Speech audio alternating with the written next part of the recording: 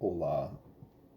Psychiatry functions as a secular religion, effectively. Psychiatry deals with, at least implicitly, theological issues. Suicide prohibitions relate to theology, and coercive psychiatry is state-sponsored force and sometimes violence to stop and prevent suicides, even when it's adults who are trying to engage in suicide or saying they are going to engage in suicide. Psychiatry, coercive psychiatry, nonconsensual psychiatry, deals primarily with the insanity defense and suicide prohibitions. So again, suicide deals with an individual ending their own life, which results in death, which then is linked to the afterlife, which is often a theological or spiritual concept. And that is partially how psychiatry functions as a secular religion, because in a supposedly secular society, psychiatry functions as a quasi-law enforcement agency or a quasi-law enforcement entity.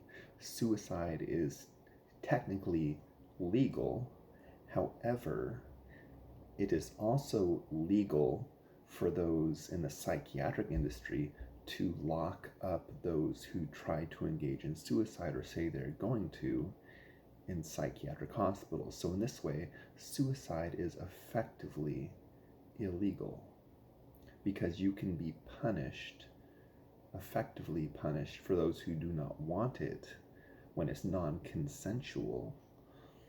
You could be locked up in a hospital for trying to engage in suicide or saying you're going to, even if you are an otherwise peaceful adult.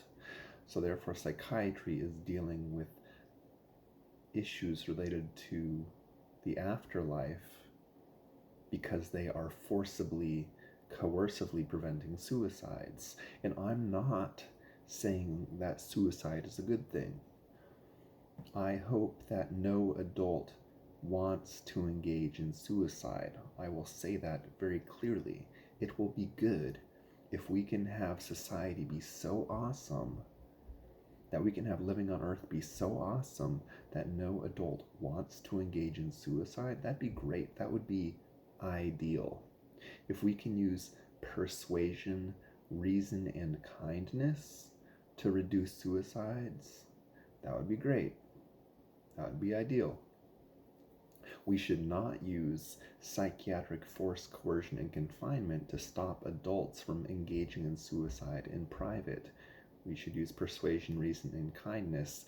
And yeah, suicide shouldn't be allowed in public for adults to engage in suicide in public, just like how many intimate acts are allowed in a bedroom but not in public. They're allowed in private but not in public.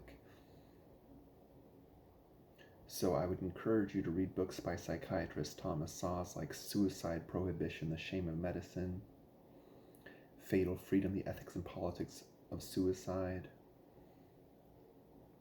He wrote a variety of books. He wrote about 35 books. Thomas Szaszian, a psychiatrist. He passed away in about 2012 at the age of about 92.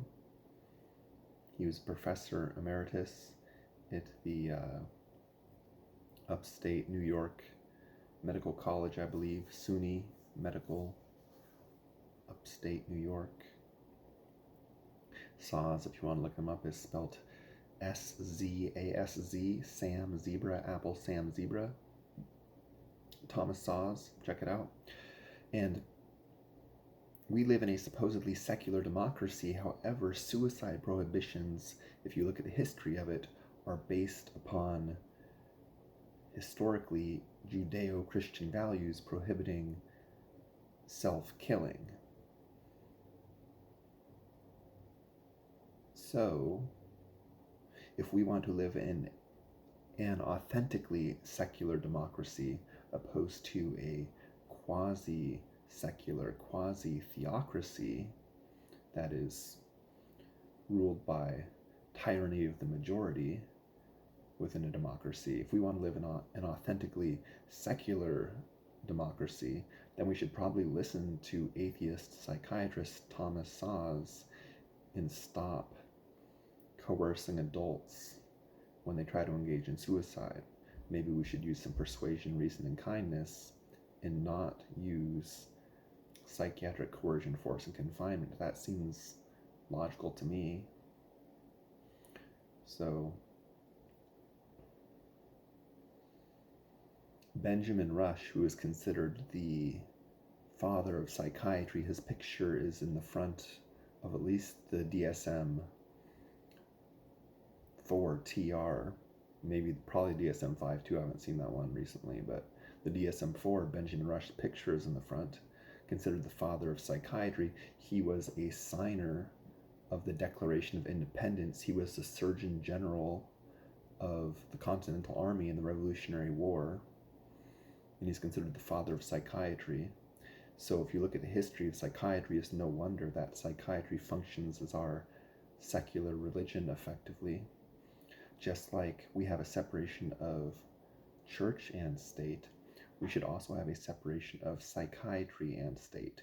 If adults want to contractually purchase consensual psychiatry, that should be their right for an adult. But we shouldn't allow non-consensual psychiatry. We should not allow psychiatric coercion. It has unintended consequences, believe it or not. I think Thomas Szasz has written some about that. Maybe check out some of Thomas Szasz's books. So psychiatry functions as our secular religion, and psychiatry is actually anti-religion of the traditional religion of theology, but it functions as a secular religion because it deals with suicide prohibitions. We should outlaw non-consensual psychiatry. I'll say that again.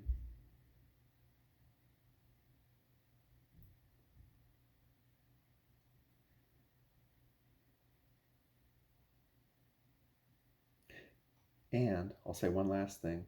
Psychiatry as a secular religion is allowed to engage in forced conversions because, again, people who successfully engage in suicide, well, they're gone, but people who either try half-heartedly or try as a cry for help, not really wanting to engage in suicide, allegedly, supposedly, or those who simply fail can get trapped in a psychiatric hospital, coerced into taking psychiatric drugs, and force-fed psychiatric propaganda, effectively.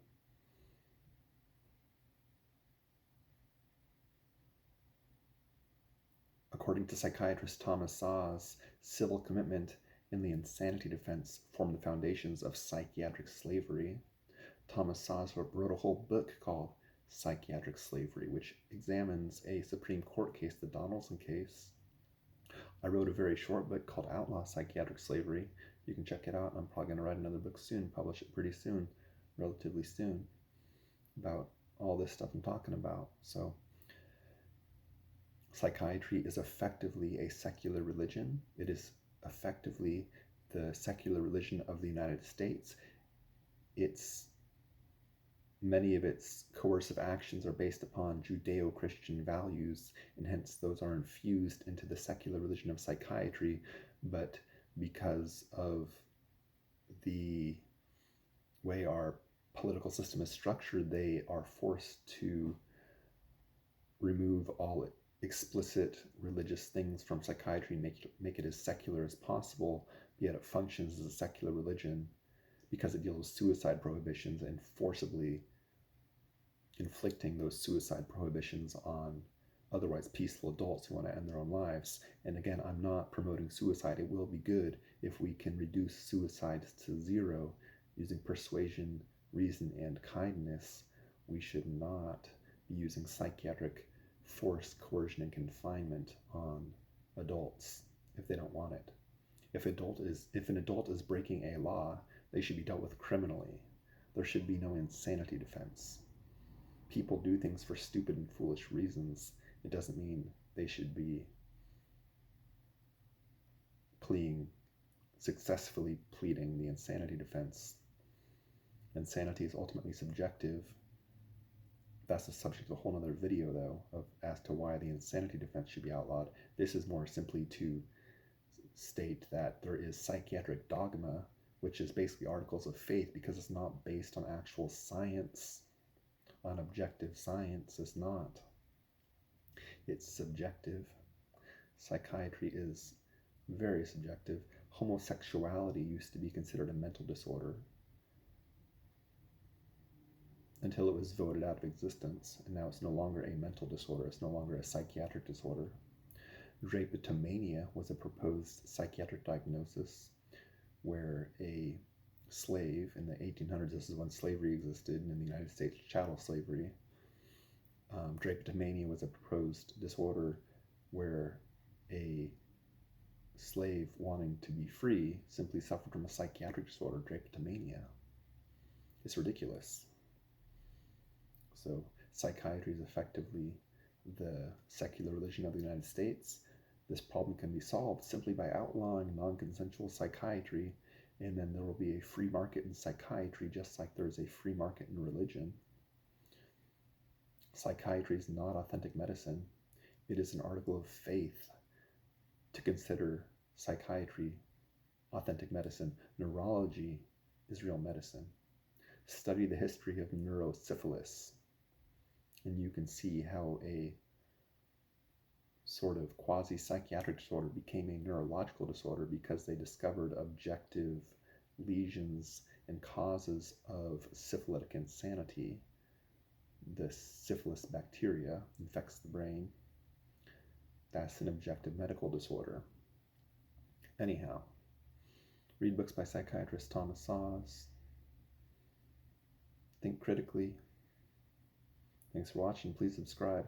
Watch my other videos, visit my websites, read my books, listen to my music, and have a wonderful morning, evening, afternoon, or night, whenever and wherever you may be. Cheers. And please help to outlaw non-consensual psychiatry and psychiatric coercion, because it's the morally correct thing to do.